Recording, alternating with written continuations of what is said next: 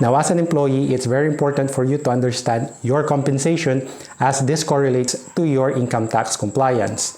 So the best way for you to get this information is from your BIR Form 2316. So in this video, I'm going to talk about 4 basic things about the BIR Form 2316.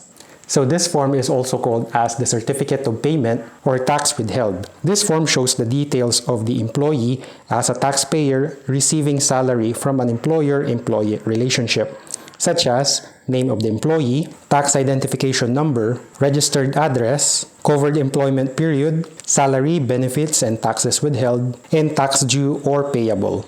So as an employee, it's very important for you to keep this document as it will be very handy in many ways, as I will explain it later.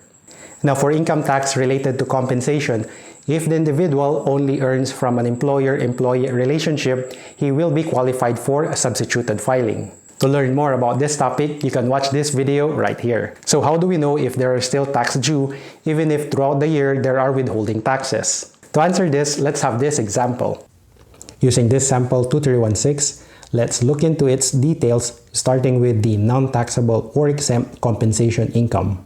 The sample 2316 we're looking at here is not for a minimum wage earner, as if it were one, number 27 down to 31 would be filled up. This portion lists down all the compensation received by a minimum wage earner. Next will be the 13-month pay. Based on train law, the limit for the 13-month pay is 90,000. Any excess thereof will be taxable, as will be shown later. Now for de minimis benefits within the statutory limits, they are also exempt from income taxes. I have a discussion on de minimis benefits if you are interested to know more about it. Government mandated deductions for the taxable year such as SSS, GSIS, PhilHealth, and Pag-ibig shall also be totaled and shown here. I would also advise you that verify with these other respective government offices for your contributions. The second to look at is the taxable regular compensation income. Using this sample, this employee only received basic salary and no other allowances were provided. So in some companies, if they manage to provide certain allowances such as cost of living allowance, housing allowance, and others, it will be shown here. Next will be the supplementary compensation, which is added with regular compensation. As shown, the 13-month pay limit was exceeded, thus, the excess will be taxable and shown in item number 46. And with that, the total of item number 37 down to 49 shall be the total taxable compensation income subject to graduated income tax table. In Part 4A, which is the summary, tax due is computed as the gross compensation of 806,534 less the non-taxable or exempt compensation of 119,708. It will give us 686,825, which should be the same amount in item number 50 as shown a while ago. Considering this is for taxable year 2022, using the applicable tax table, the income tax due is 101,706, computed as follows.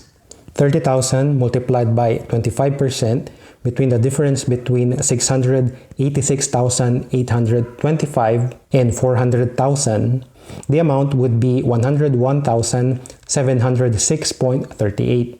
This amount will then be compared to the amount of taxes withheld from the present employer and previous one. As shown, the tax due and amount withheld are equal, which means that the employee has no deficiency tax, which also means that income tax on compensation income is properly settled with substituted filing.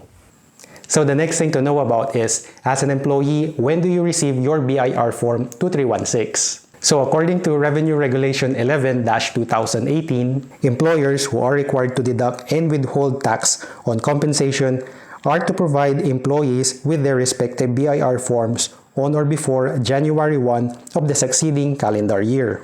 For terminated employees, it would be before the close of the calendar year on the day of last payment of compensation was made.